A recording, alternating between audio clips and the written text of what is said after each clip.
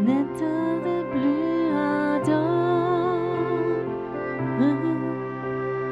viens, n'éteins plus dans ton cœur, viens, tel que tu es ardent,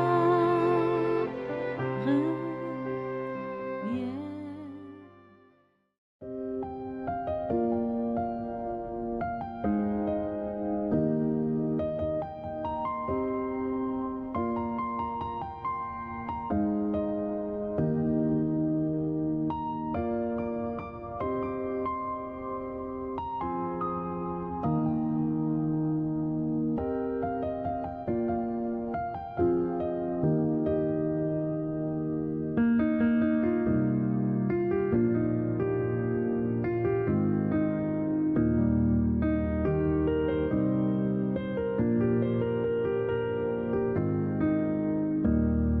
Chers amis, ce soir, cet après-midi, cette nuit, ce matin, ça dépend quand tu écoutes, j'ai un message pour toi. Le titre en est « Est-ce que tu veux mourir en Égypte ?» Je ne veux pas te faire peur et je veux te dire « Écoute le message jusqu'à la fin et alors tu peux donner une réponse. » C'est une question que je crois Dieu veut te poser. Il me la pose aussi à moi. Cette histoire, ou peut-être tu t'es déjà posé la question, pourquoi est-ce que le peuple d'Israël devait rester 400 ans dans le désert? Bien que Dieu a dit, Abraham, je sors, je te donne un pays où le lait et le miel coulent. Il l'a dit à son fils Isaac, à Jacob. Jacob l'a dit à ses enfants. Pourquoi ils sont restés 400 ans en Égypte et beaucoup d'entre eux sont décédés, sont morts en Égypte.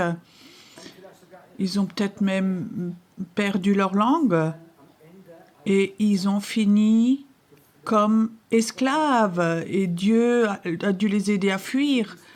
On les a malmenés, méprisés, ils ont été tués. Je ne sais pas si vous avez entendu, quand les Hébreux ont maltraité les Égyptiens, Pharaon a eu peur. Quand un enfant est né, un juif, un Hébreu, il a dit « mettez-le tout de suite dans le fleuve, là où les crocodiles peuvent le manger ». Une telle puissance démoniaque qu'il y avait dans ce Pharaon. Et pourquoi quelque chose comme ça peut arriver ? Comment est-ce que ça s'est produit ou ça s'est fait? Le peuple d'Israël était en Canaan et il y avait une famille. Auparavant, Joseph a été vendu en Égypte et la Bible dit la faveur de Dieu était sur Joseph et tout ce qu'il faisait lui réussissait. Et il est devenu le premier ministre du Pharaon, la main droite. Il était même ami avec le Pharaon. Il avait toute sa responsabilité, sa confiance. Il y avait la famine, et alors il a invité sa propre famille. Venez ici, il y a assez à manger ici. Et Jacob et tous ses enfants, toute sa famille sont venus. Le Pharaon les a même invités. Ils avaient un beau terrain pour leurs animaux, leur famille, et ils avaient assez à manger. Après un moment, Jacob est mort. Il a dit à ses fils, et il dit, s'il vous plaît, j'aimerais pas être enterré en Égypte, mais ramenez-moi à Canaan, là-bas, là où mon épouse est. Et ils l'ont fait. Mais ils sont revenus en Égypte. Et ils avaient quelque chose qui s'appelle la bénédiction d'Abraham. Les Hébreux, les descendants des 12, ils sont devenus riches. Ils ont été plus bénis que les Égyptiens. Et de génération en génération, ils étaient de plus en plus bénis, plus riches et plus riches. Et ils ont oublié que leur pays, ce n'était pas l'Égypte, mais Canaan. Ils ont oublié. Et alors, ça commençait qu'ils étaient tellement bénis, les autres étaient jaloux. Les Égyptiens les ont haïs. Ils les ont rendus esclaves et tués aussi alors. Pourquoi cela? Parce que ils ont oublié que leur pays qui voulait leur donner était Canaan. C'était pas tellement loin non plus. Pourquoi ils sont pas allés? Pourquoi, malgré qu'ils avaient l'appel, ils étaient tellement préoccupés avec leur bénédiction. Ils avaient des maisons, ils avaient tout. Ils étaient riches, ils avaient des bêtes, beaucoup d'enfants, des petits-enfants, des générations. Mais Canaan, la promesse de Dieu, ils l'avaient oublié. Et alors quand ils allaient très mal, ils ont crié à Dieu. Et alors Dieu a envoyé un libérateur qui s'appelait Moïse. Et après, vous connaissez l'histoire. Et Dieu m'a parlé et a dit, Pierrot, beaucoup de mes enfants, ils sont sauvés. Ils ont la bénédiction d'Abraham. Ils sont nés de nouveau. Je leur ai pardonné les péchés, je les bénis. Ils prient et je leur donne même le don de l'esprit, la guérison, plein de choses. Mais ils ont oublié Canaan. Ils vivent en Égypte et ils se réjouissent de leur bénédiction. Ils se construisent de belles églises, les gens ont du succès. La majorité ont même leur propre maison, ils ont leur diplôme, ils ont étudié, ils ont plein de choses. Beaucoup sont fonctionnaires, beaucoup sont dans le monde de la banque, ils sont bénis, ils ont la bénédiction d'Abraham, mais ils ont oublié Canaan. C'est quoi Canaan? Canaan, pour nous, chrétiens nés de nouveau, ce n'est pas un pays. Mais Canaan est pour nous, chrétiens, pour Dieu, c'est un pays dans l'esprit. Pour moi, Canaan, c'est le réveil. Peu importe où je suis, peu importe quel pays, Canaan, pour moi, c'est le réveil. Le réveil signifie quand des milliers de personnes sont appelées par Dieu. Ils courent vers Dieu. Il n'y a pas de dénomination, il n'y a plus de disputes, il n'y a plus de discussion théologique, mais il s'agit d'une seule chose, Jésus. Construire le royaume de Dieu, le réveil. Moi, j'ai réalisé, aujourd'hui, ce matin, il y a tellement de chrétiens nés de nouveau où le mariage se casse, qui vont faillite, qui deviennent malades, très malades, où des gens sont dépressifs, où il y a tellement de choses qui se passent chez les chrétiens, où les églises se scindent, où les leaders spirituels tombent et tout le monde raconte. Pourquoi l'Église aujourd'hui est comme ça, sans puissance? Pourquoi? Le Seigneur me parlait et me dit, nous avons commencé à étendre comme ça notre bénédiction. Dans Israël, on a oublié Canaan, on a oublié de construire le royaume de Dieu. On construit déjà un peu notre Église, notre groupe de maison, notre groupe de louanges. On veut être béni en Égypte.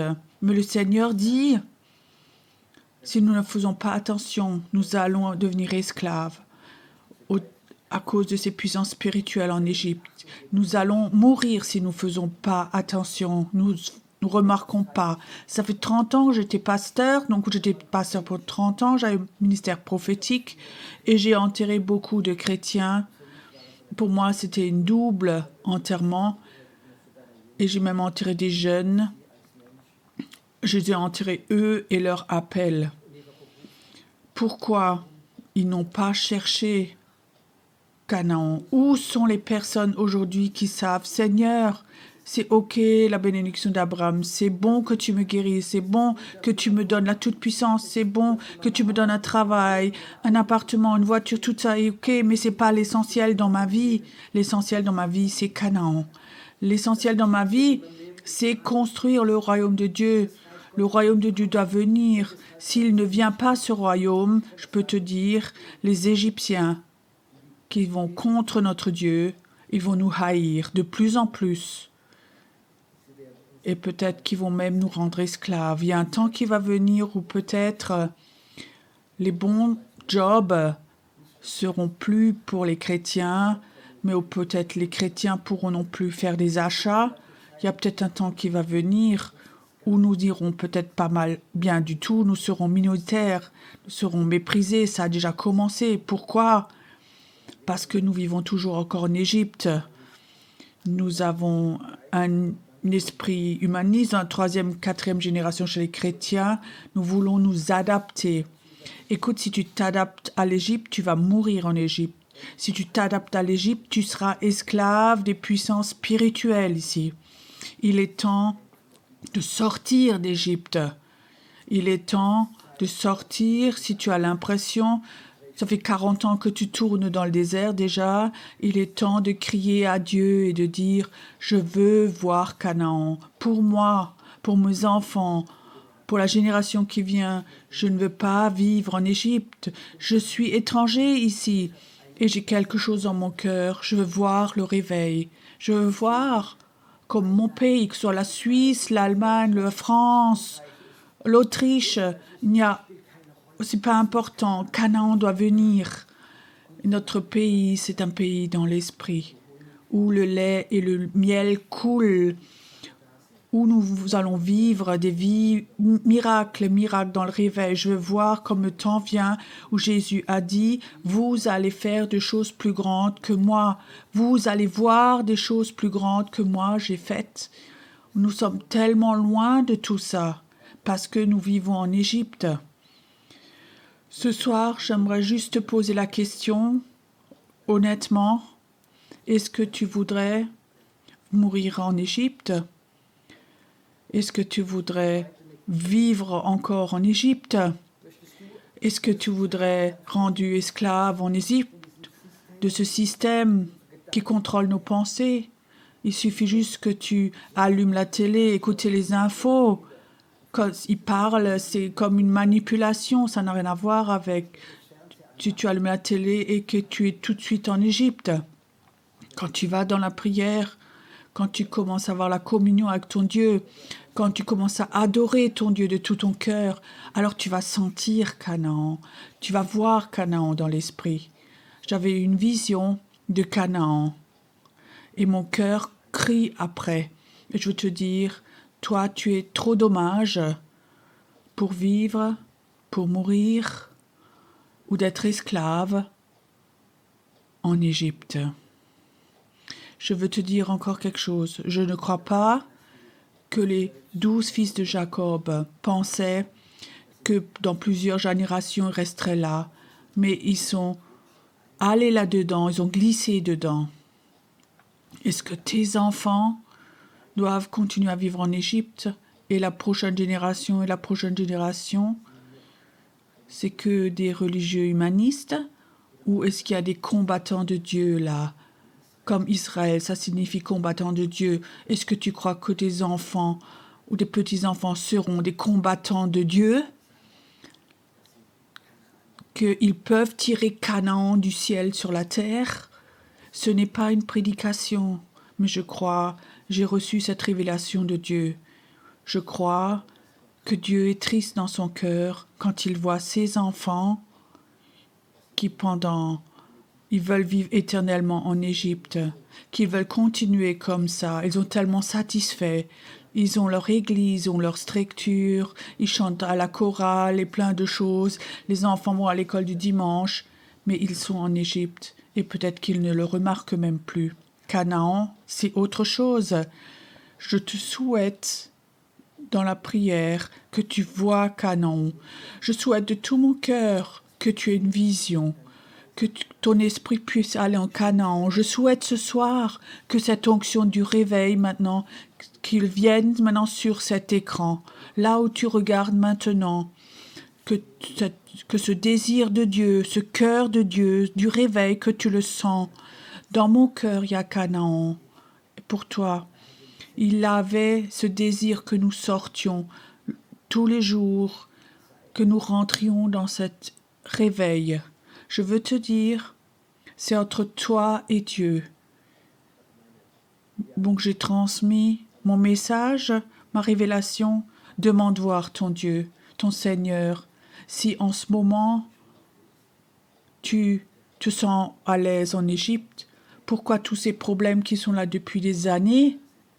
Je peux te dire, cherche le royaume de Dieu et sa justice.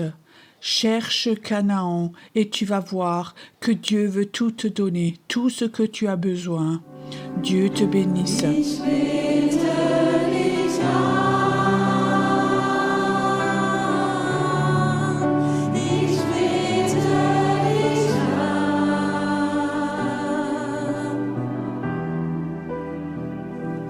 Dich allein anzubeten ist meines Lebens Sinn. Ich bete dich an. Ich bete dich an.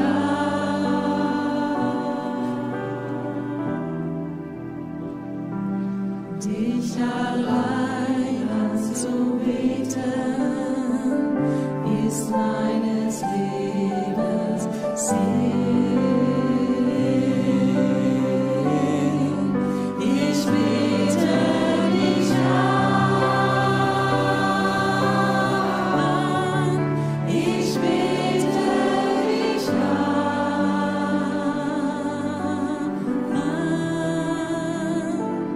Dich allein anzubeten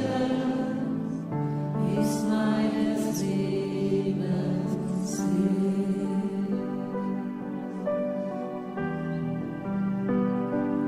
Dich allein anzubeten ist meines Lebens Sinn.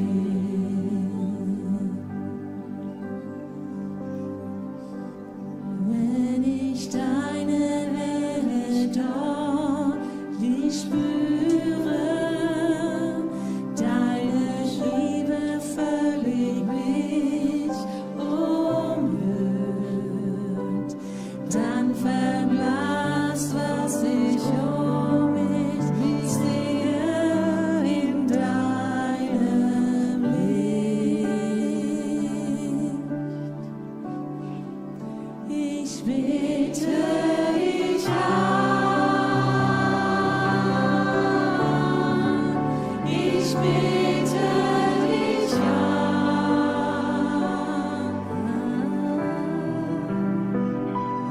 Dich allein anzubeten ist meines Lebens Sinn. Ich bete dich an. Ich bete dich an.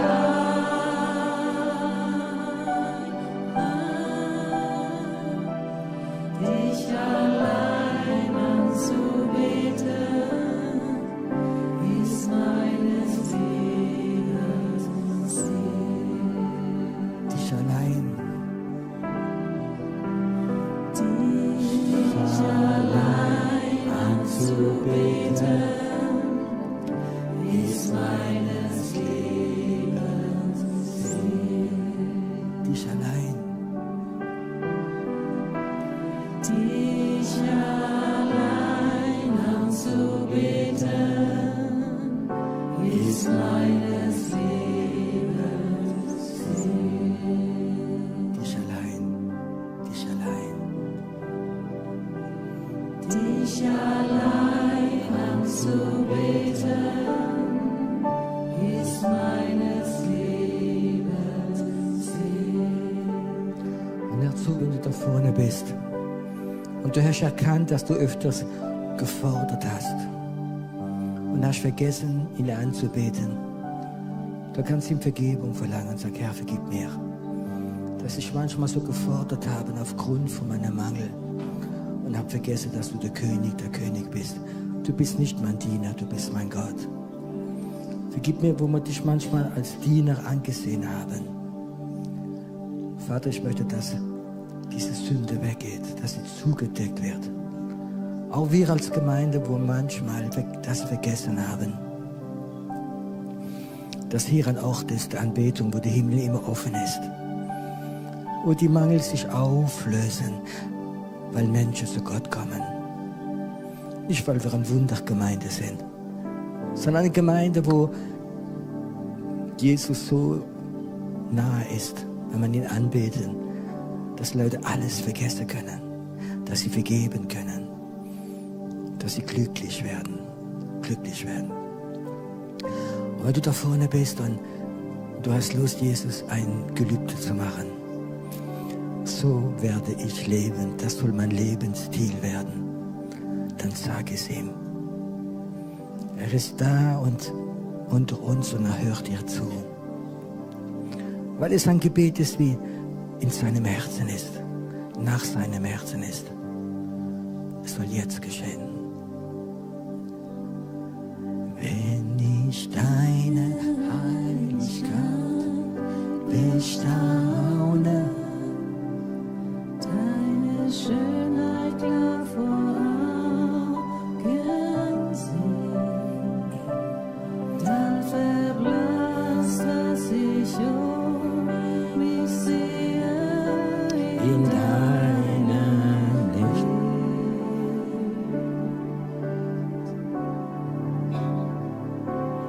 Wenn ich deine Nähe deutlich spüre, deine Liebe völlig mich umhüllt, dann verblasst, was ich um mich sehe.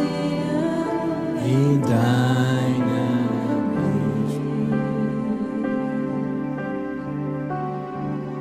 Ich bete dich an, ich bete dich an,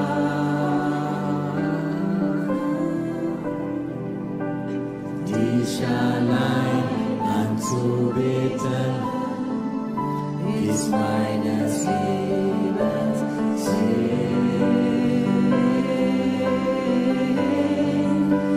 Ich bete dich an, ich bete dich an,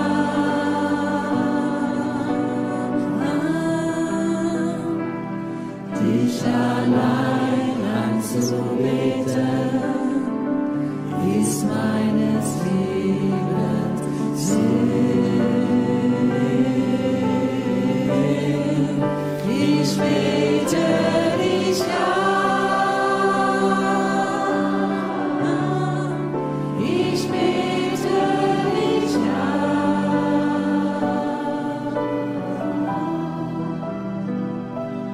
dich allein anzubeten, ist meines Lebens Sinn. dich allein. Dich allein anzubeten, ist meines Lebens Sinn. Dich allein. Doch dich allein. Dich allein anzubeten, ist meines Lebens Sinn. Ich danke dir, Herr, was du gemacht hast. Ich danke dir, dass ganz neu Anbeter gerufen hast, wie die Welt verändern wird, wie die Dunkelheit wegschicken wird. Danke, Herr, dass etwas im Himmel kommt für die Anbeter, für diese Anbeter. Du bist ein wunderbarer Gott, ein wunderbarer Gott. Amen. Das war nur die Einleitung heute Abend. Er könnte einen Moment an ihrer Platz geben, wir werden weitermachen. Wir singen das Lied noch einmal, während es der Platz geht. Wenn ich deine Herrlichkeit Bestaune deine Schönheit gar vor Augen sehe. dann verblasst, was ich um mich sehe. In deinem Licht.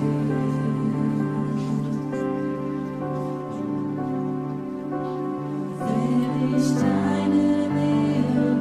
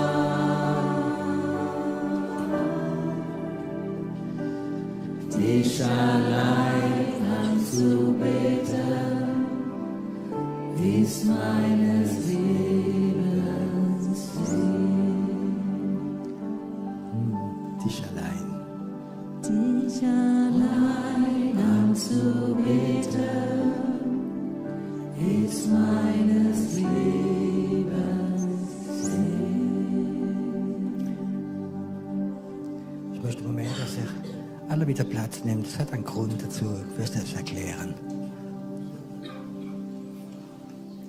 Ich möchte einfach, wenn wir mit dem Heiligen Geist arbeiten, müssen wir Ehrlichkeit haben. Wer ist denn von diesen Leuten, Geschwistern, die da vorne standen, vorgekommen, weil richtig so Mangel wieder wehgetan haben? Und jetzt sind sie ganz aufgelöst, sie sind weg. Du hast keinen Mangel, du bist vollkommen glücklich. Wer sind denn die? Macht mal noch die Hand hoch. Die will sagen, es ist etwas passiert.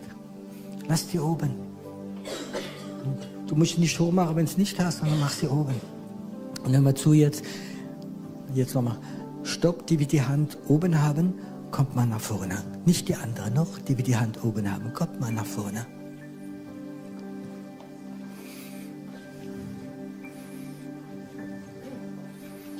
Bitte kommt nicht jetzt dazu, wenn die Hand nicht oben war, das gilt nicht. Sind so viele Hände oben gewesen? Ist die Gabe der Vermehrung, gell?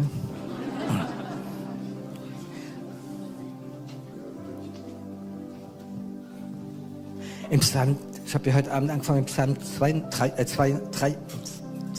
23. Und im Psalm 23 habe ich noch den ersten Vers gemacht. Und ich möchte nur einen Vers mal, wie Gott mir aufs Herz gelegt hat. Und er sagte zu mir, in einem Vers steht geschrieben, er salbte mich. Gott salbte ihn. Gott hat ihn gesalbt als König. Und ich glaube, wenn wir die Fähigkeit haben, wenn wir Mangel haben, in die Gegenwart Gottes zu gehen, dann möchte Gott uns salben. Eine königliche Salbung. Heute Abend habe ich Öl mitgebracht.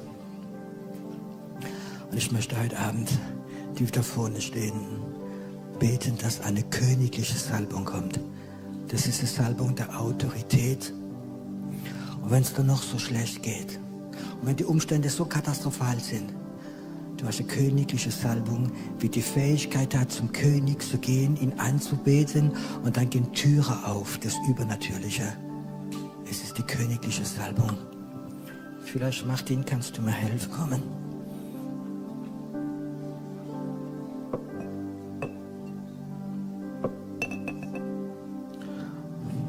Und vielleicht, Jerry, kannst du auch noch kommen?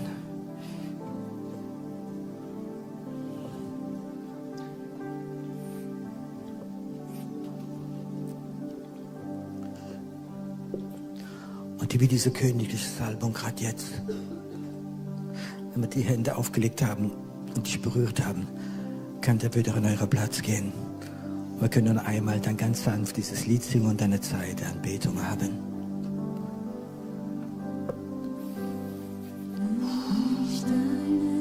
Vater, ich sage sie königlich anbeten.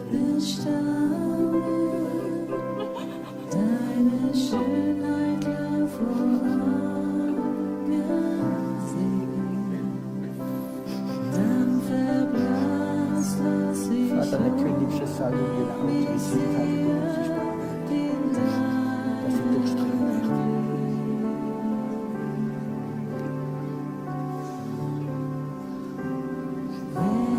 Eine königliche Salbung, dass in der prophetischen Leben machen ganz hoch kann kommen, Herr. Dass sie höher fliegen wird in jeder nächste Heim.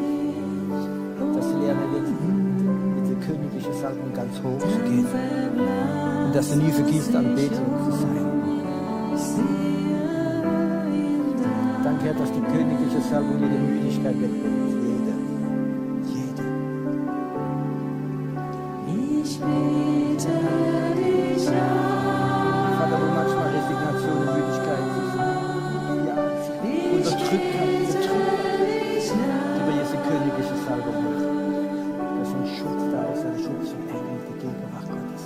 Auch wenn sie anbeten, schwarze Zeit. Ist deines Lebens Sinn. Das wird man vergessen. Ich bete Vater, ich schenke dir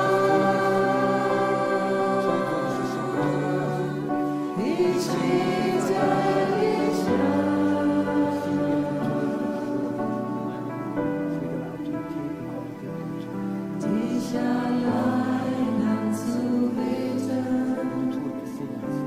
Ist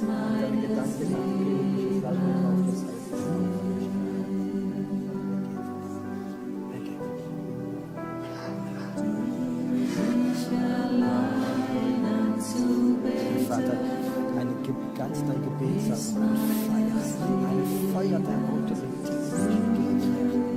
diese königliche Salbung wird eine Autorität haben, die unsichtbar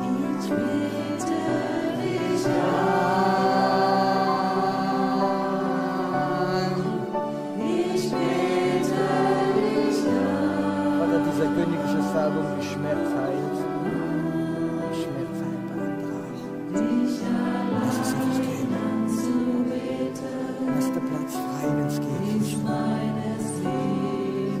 Lass der Platz frei, wenn es geht.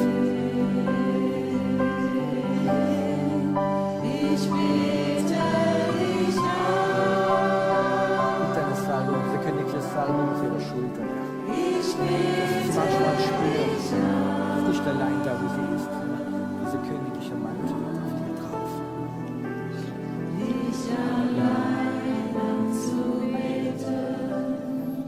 Danke ganz tief hinein. Bis ihre Kindheit hinein. Weil sie zur Welt gekommen ist, war schon diese königliche Salbung. Die Engel waren schon da und haben gewusst, durch die königliche Salbung bekommen.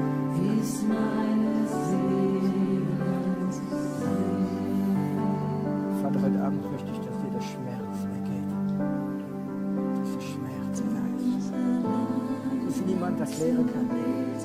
Dieser Schmerz, wie man von dem Tod ist. Dass er ganz neue königliche Salbung auf ihr und hilft, dass ihr eine neue Autorität bekommt, die unsichtbare Welt. Eine Gebetsautorität.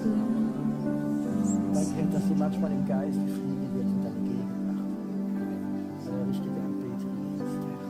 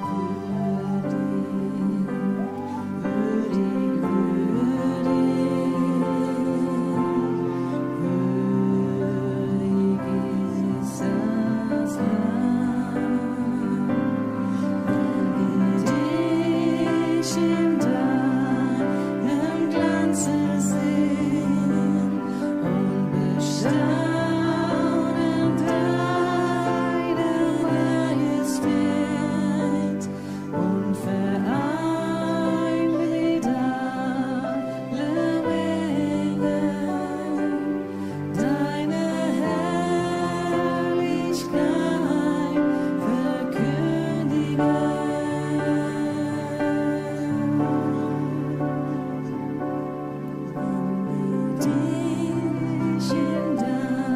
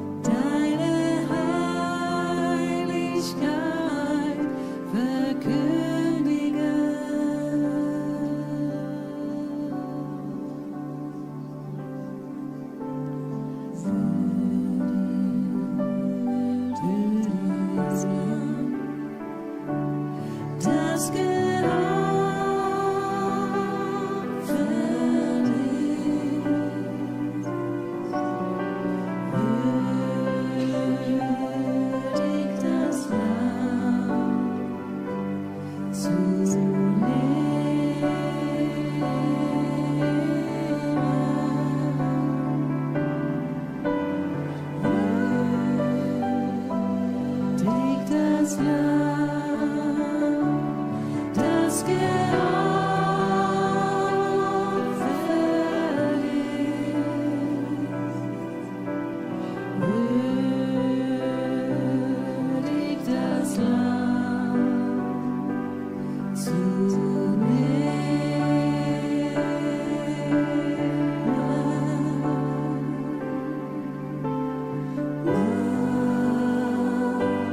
Und Reichtum